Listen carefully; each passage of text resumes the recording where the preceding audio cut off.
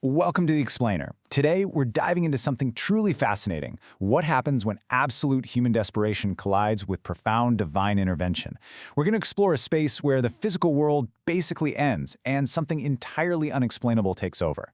Whether you're looking at history, ancient texts, or even enduring legends, the stories that really stick with us are the ones where all hope seems completely lost right up until the very last second. Imagine, just for a second, being backed into a completely terrifying corner. You're totally out of options, your child's life is literally on the line, and there's absolutely no earthly way out. What do you do when logic just completely fails? When every rational survival instinct is screaming that the end is here, how do you keep moving?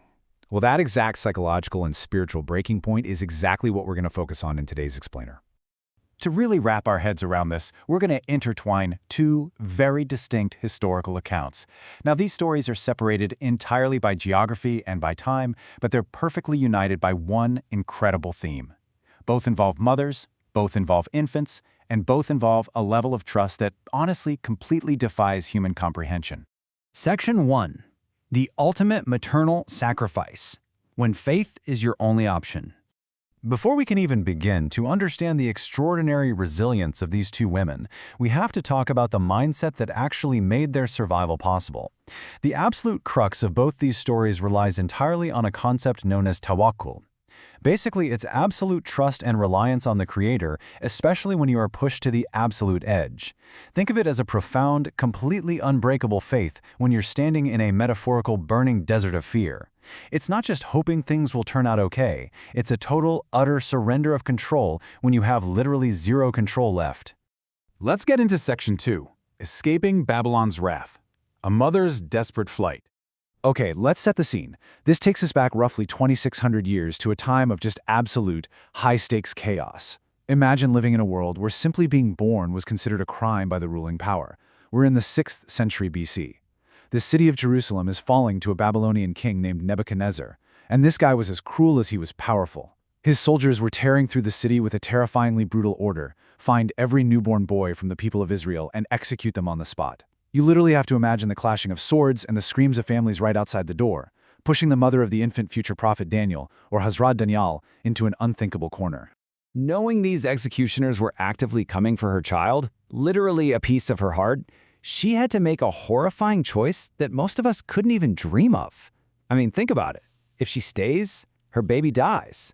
If she runs, where does she even go? She's completely surrounded by an invading army.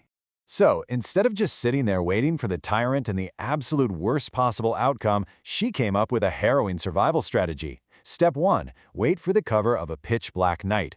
Step 2. Slip out of the city and flee straight toward a wilderness so terrifying that even fully armed warriors avoided it. A place where apex predators ruled the night. And finally, Step 3. She found a cave deep in the forest, and with a heart heavier than stone, she laid her defenseless baby down on the cold ground.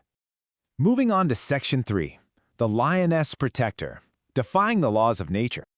So, leaving her child to the great unknown was, in her mind, a much better bet than leaving him in the hands of a cruel tyrant. But the immediate physical reality of that dark cave, with her baby's cries echoing through those silent woods, had to be utterly terrifying. And then, a massive, hungry lioness catches the infant's scent and approaches the baby. You'd think this is it, right? The tragic, heartbreaking end of the story. But instead of a tragic end, divine intervention completely rewrites the laws of nature.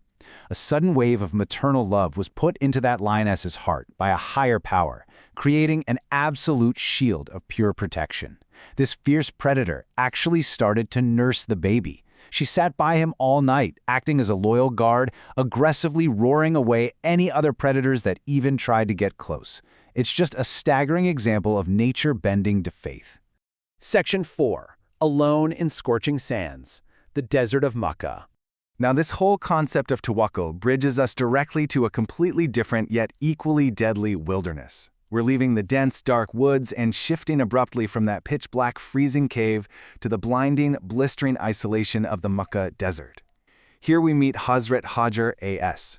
She is left in a valley characterized by scorching sand and a deafening, terrifying silence. And just like the mother in the cave, she's got a crying infant right there with her. She's completely alone in this barren valley. There are absolutely zero earthly provisions left. No water, no food. Her infant child is crying from severe dehydration. Can you even begin to feel the panic as she frantically raced back and forth between the mountains of Safa and Marwa, surrounded by nothing but scorching silence while her baby cries?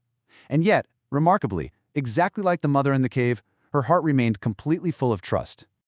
Section 5. The Miracle of Zamzam, Quenching the World's Thirst. Just like the mother in the dark cave facing down a lioness, Hajar's absolute trust in a moment of extreme desperation was brewing an incredible, history-altering outcome. Because as she ran, from beneath that dry, scorching sand, a miracle sprang forth.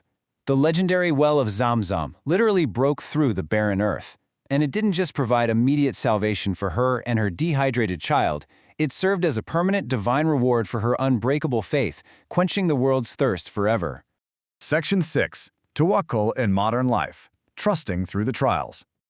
So, what does this all mean for us? How do these 2,600-year-old histories and ancient accounts apply directly to the modern-day struggles we're dealing with? Because, let's be real, none of us are likely to face literal Babylonian armies or get stranded in an ancient desert.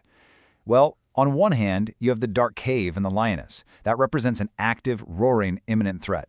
On the other hand, you have the scorching desert and the well of Zamzam, which represents an isolating, silent deprivation. The major takeaway here is that whether your crisis is loud and aggressive, or it's silent and draining, the shield of absolute faith works exactly the same way. It protects and it provides, even when the basic physics of your situation say it's completely over. I want to leave you with this final thought to ponder as we wrap up today's explainer. Take a hard look at your own life right now. What is your metaphorical lion's den or your burning desert? When you find yourself backed into your own impossible corner, where earthly logic completely runs out, are you going to let fear win? Or will you let go, harness that ancient resilience we just talked about, and truly trust that things will work out? Thank you so much for exploring these incredible histories with me today. Keep seeking, keep learning, and I'll catch you in the next explainer.